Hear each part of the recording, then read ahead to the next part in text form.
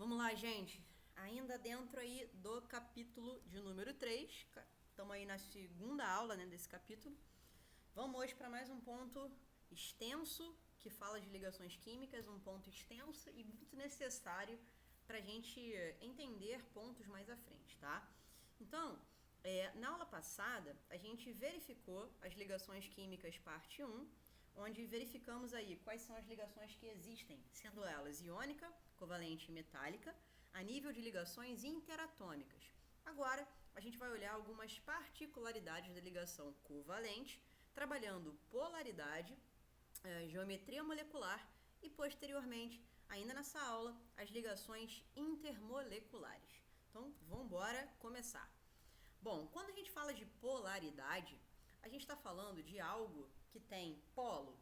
E quando eu falo de algo que tem polo, eu falo de algo que tem parte positiva e parte negativa. Existe dentro da constituição dos compostos químicos polaridade da ligação química e polaridade da molécula como um todo, tá? Uma molécula ou uma ligação, elas podem ser polares ou apolares. Aquilo que é polar é aquilo que tem polo. A gente vai entender esse polo como sendo um vetor. E esse vetor, ele sempre vai apontar para o elemento mais eletronegativo dentro do seu composto. Isso significa dizer que aquela ligação ou aquela molécula, ela é polar. Bom, ser apolar significa não ter vetor, então significa que não tem polo. Bom, vamos entender um pouquinho, antes de passar a molécula, a polaridade de uma ligação. Como é que ela acontece? Ó, se liga. Quando você tem compostos, aliás, um composto com elementos químicos diferentes, você tem variações de eletronegatividade dentro do composto. Então, dentro das ligações, você tem polo. Basta a gente observar qual é a eletronegatividade do carbono e do oxigênio. Repara que o oxigênio tem uma eletronegatividade 3,5. O carbono, uma eletronegatividade 2,5. Se eu observo as eletronegatividades, percebo que o oxigênio, por ser mais eletronegativo, ele é mais negativo dentro da molécula. E o carbono, por ser menos eletronegativo, ele vai cumprir o papel aí de positivo. E é o que a gente chama aí de carga parcial. Então, para os oxigênios, por serem mais eletronegativos, as cargas parciais são negativas. E para o carbono, a carga parcial é positiva. Bom, como a gente tem aí ligação entre carbono e oxigênio, e a gente percebe diferença de polaridade, lembra que o vetor, ele sempre vai existir quando eu tiver alguém mais negativo. Então, se eu tenho dentro desse universo aqui de ligação alguém mais eletronegativo, eu tenho polos apontando para eles. Lembrando que polaridade da ligação é sempre uma polaridade que vai acontecer entre dois elementos apenas, tá? Então, nesse caso, cada ligação dessa é polar. E no caso da polaridade da molécula? Bom, voltando ao mesmo exemplo, caso nós tenhamos aí dois vetores iguais em sentidos opostos, como é o caso desse nosso exemplo, e como eu sei que os vetores são iguais? Bom, ambos os vetores são carbono conectado ao oxigênio. Então, é a mesma coisa para a direita, tanto quanto para a esquerda. Logo, vetores iguais sentidos opostos da matemática, a gente entende que eles se cancelam através da soma vetorial. E aí, a molécula ela passa a não ter polos, e por isso ela é chamada de molécula apolar. Então, perceba que apesar de eu ter uma molécula com ligações polares, a soma vetorial transforma essa molécula numa coisa apolar. Vamos ver agora exemplos com dois átomos iguais. Temos uma molécula aqui de H2, onde eu tenho hidrogênio conectado a hidrogênio. Pessoal, se eu tenho dois elementos iguais, eles possuem a mesma eletronegatividade. Então, tem alguém mais eletronegativo do que o outro? Não. Então, não tem polo. Essa molécula é apolar. Agora, se eu tiver dois átomos diferentes, agora sim eu tenho diferença de eletronegatividade, e nesse caso o flúor tem uma eletronegatividade maior, por isso ele é mais negativo, gerando nele, né, a carga parcial negativa e no hidrogênio carga parcial positiva. Aqui eu gero vetor, que aponta sempre para o negativo, logo essa molécula é polar, porque ela tem polo. Percebeu que com dois átomos é bem fácil, né? Se forem diferentes, ela é polar. Se forem iguais, ele é apolar. E se eu tiver três, como por exemplo a água? Aí a soma vetorial é um pouquinho mais elaborada. Aí a gente precisa observar, primeiro, a variação de eletronegatividade e a forma como eu vou colocar os meus vetores, nesse caso, dessa forma. Repara que a forma como eu arranjo esses vetores é diferente da forma como eu arrumei a molécula de CO2. Deixa eu voltar nela. Aqui, ó, eles estavam na horizontal e eles tinham o mesmo valor.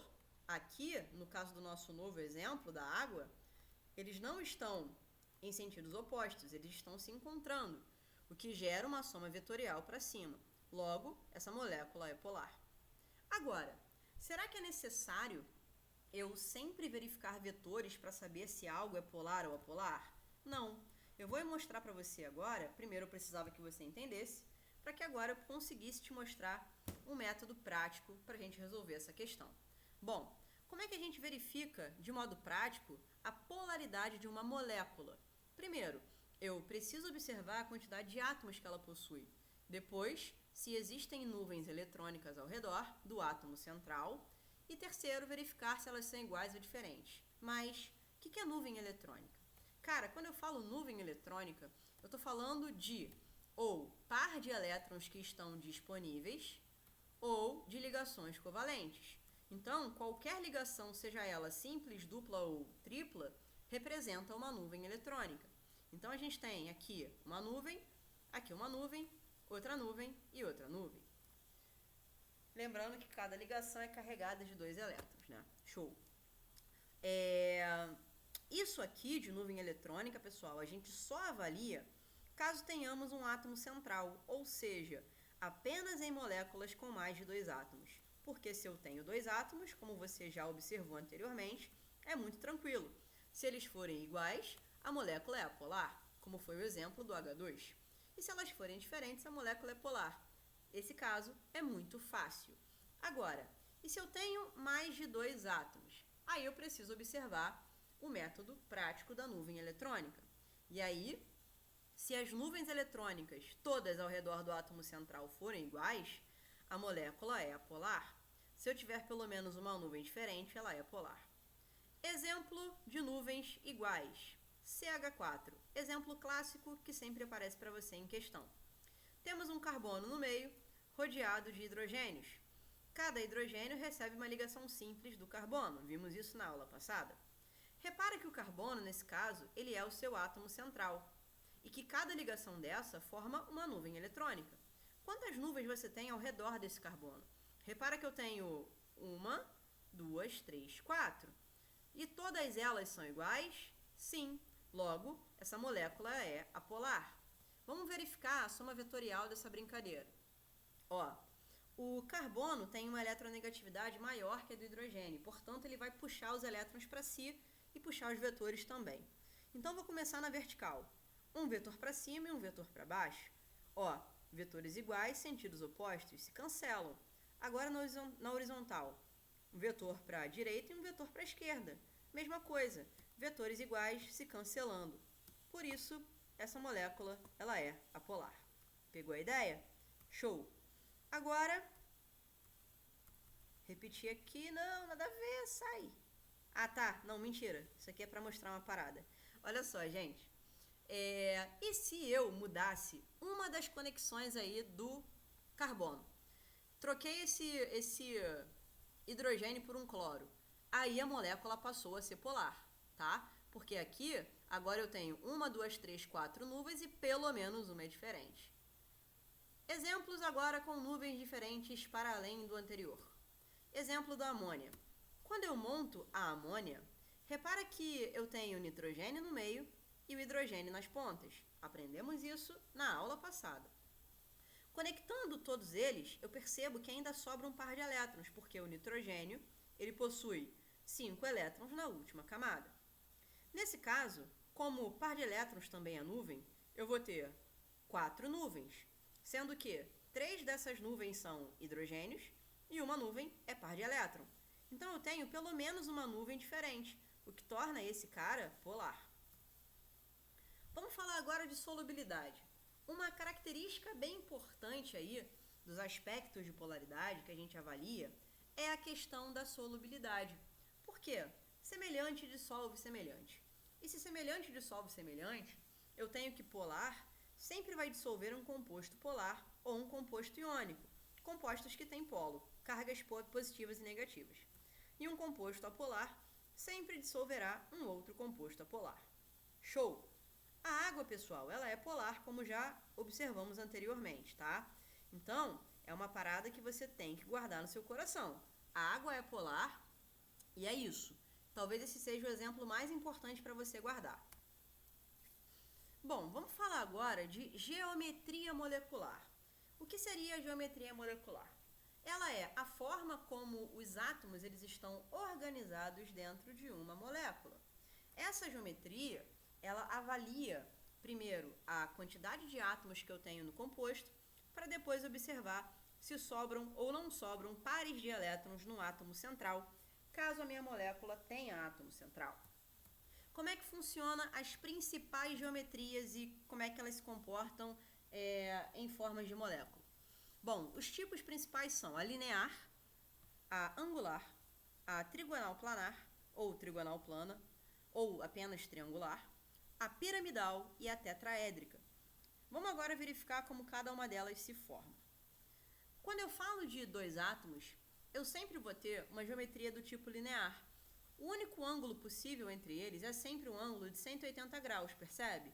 Eu não posso quebrar essa molécula para nenhum lado, então por isso ela sempre receberá esse nome.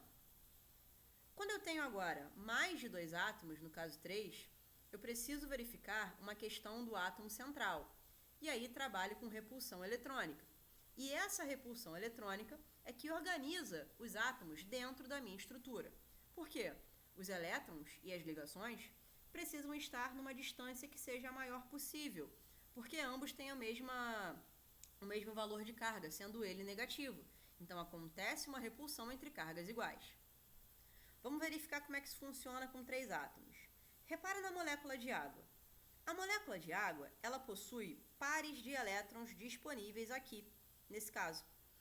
Trabalhando com a ideia de repulsão, lembra? A repulsão, ela quer que você, quando encontra cargas iguais, elas se afastem o máximo que puderem. Se eu quero que cargas iguais se afastem, qual das duas estruturas você acha que é a correta? Eu dei um spoilerzinho aqui, né? Essa daqui. Essa daqui vai ser incorreta, por quê? Os elétrons, eles se mantêm muito próximo da ligação. Isso não pode acontecer. Ela acaba repelindo. Por isso ela cai e forma esse ângulo aqui. E esse ângulo aí de 109 graus e 5 minutos dá nome a essa geometria de geometria angular.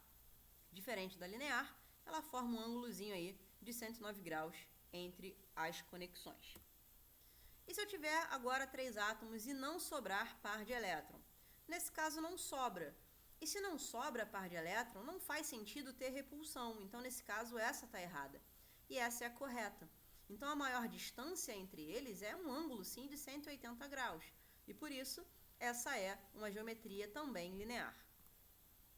Quando eu tenho 4 átomos e sobra par de elétron, como é o caso da amônia, bom, se sobrou, eles não podem ficar tão pertinho assim.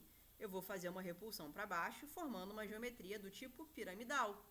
E aí, vamos ver como é que a pirâmide se forma. Tá aí a pirâmide formada para você. Então, nesse caso, a geometria recebe esse nome. E a tetraédrica? A tetraédrica... mentira, antes da tetraédrica. A gente tem 4 átomos quando não sobram pares de elétrons, tá? Então, não faz sentido que esses fiquem perto e esse fique longe. Eles precisam estar na mesma distância, nesse caso 120 graus, formando aí um triângulo equilátero, e por isso trigonal plana. Agora sim, 5 átomos sempre será tetraédrica, tá? Independente se sobrar ou não sobrar, e o tetraedro formado está ali no meio, ó. Vou mostrar ele para vocês. Lembrando que ele parece muito a pirâmide, e o que diferencia ele da piramidal é que nesse caso eu tenho uma ponta de um elemento químico e na piramidal eu tenho o par de elétron. Então com isso a gente fecha a parte da geometria. Se eu tenho 2 átomos, eu tenho sempre linear. Se eu tenho 3 átomos e sobra elétron no átomo central, é angular, é o caso da água.